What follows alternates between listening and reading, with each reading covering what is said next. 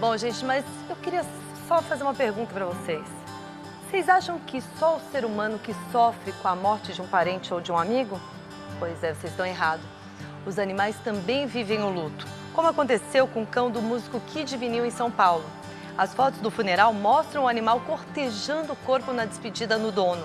E dependendo do grau de tristeza, os animais, assim como os humanos, também ficam depressivos. Como mostra agora a reportagem de Elaine Cortez. Dona Aide e Bianca. Quem via essas duas juntinhas dizia: companheiras inseparáveis. Elas eram grudadas. Minha mãe ficava na sala com ela do lado, assistindo televisão. Minha mãe ficava com ela o tempo todo. Mas, depois de 7 anos de amizade, a separação foi inevitável. Minha avó sofreu um acidente doméstico em casa. Ela teve um micro AVC, passou mal, caiu e acabou, na verdade, tendo um traumatismo craniano, que a levou para a UTI, que ficou 28 dias na UTI e depois veio a falecer. No momento da queda, só as duas estavam em casa. Bianca viu a dona desfalecer e reagiu como quem pede socorro.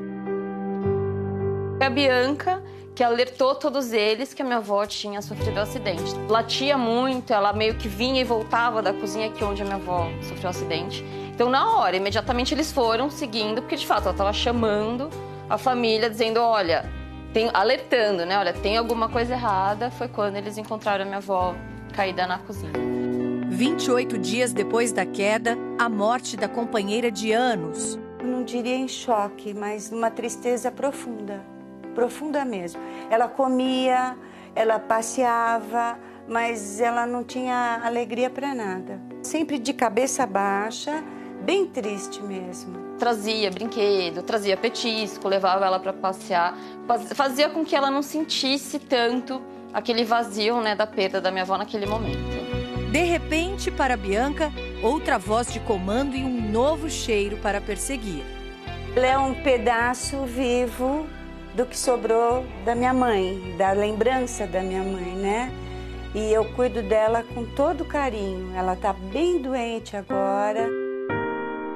Nos últimos dias, uma cena repercutiu na internet e comoveu muitas pessoas. No velório do cantor Kid Vinil, um outro amigo apareceu para a surpresa de todos. Ele chegou bem perto do dono e permaneceu ao lado do caixão o tempo todo. Cosmo ficava órfão naquele momento de um dos pais. E como será que os dias seguiriam sem as cores vivas das camisas cítricas e sem o quadriculado das calças do dono? Como ele reagiria ao ver alguém de cavanhaque ruivo e óculos redondos? A imagem despertou uma curiosidade em muita gente. Afinal, os animais entendem o luto? O cão é um animal que sente emoção. O que eles não têm, comparando com a gente, é essa racionalidade. Eles vão sentir a falta, a única coisa que eles não têm é, às vezes, o entendimento de que o dono dele não está ali, o porquê que o dono dele não está ali. O filme Sempre ao Seu Lado conta a história de um professor universitário que encontra um cão na estação de trem e o leva para casa. O cachorro adotado passa a acompanhar a trajetória do dono todos os dias até a estação e o espera na volta do trabalho, até que ele morre. O amigo permanece ali todos os dias no mesmo horário, à espera do dono. Uma história inspirada na vida real.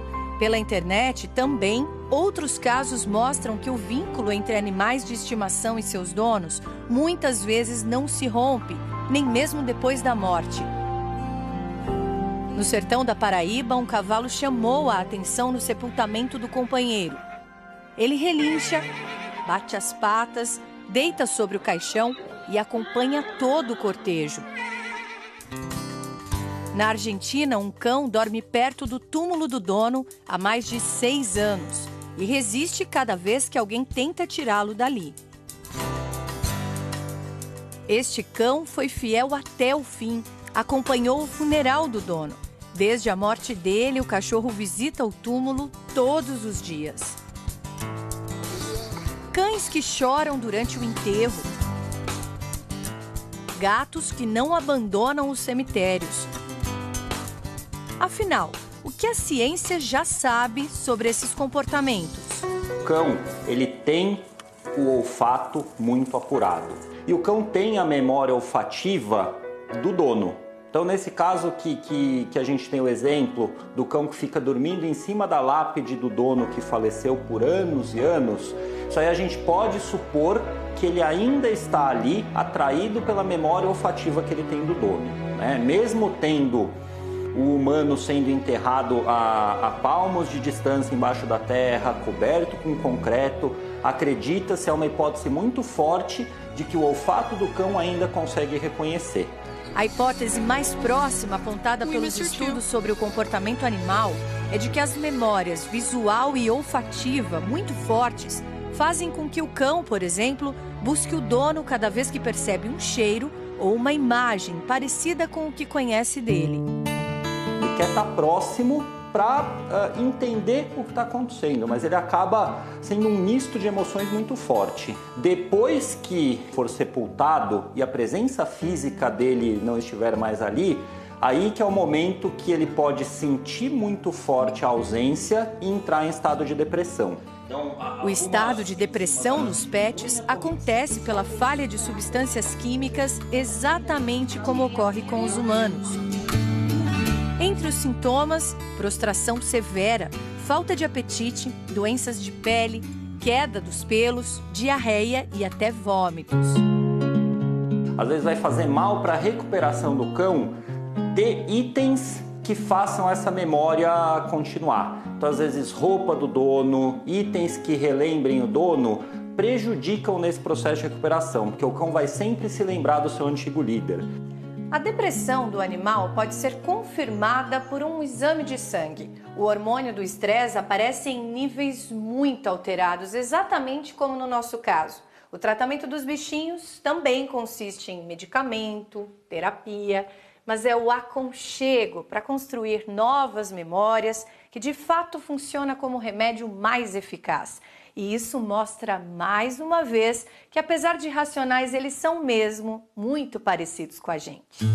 Eu acho que os cachorros sentem da mesma forma. O sentimento deles é o mesmo, igualzinho ao nosso. É o sentimento de perda, de dor, de tristeza, de tudo isso.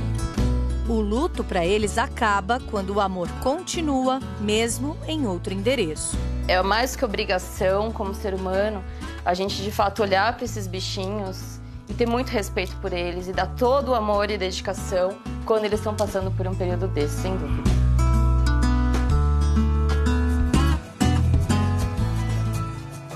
São muitas histórias incríveis, não é? De amor dos bichinhos para com os seus donos. Agora, você que gosta de cães, anota essa dica. Você não pode perder o novo canal Bom Pra Cachorro no YouTube.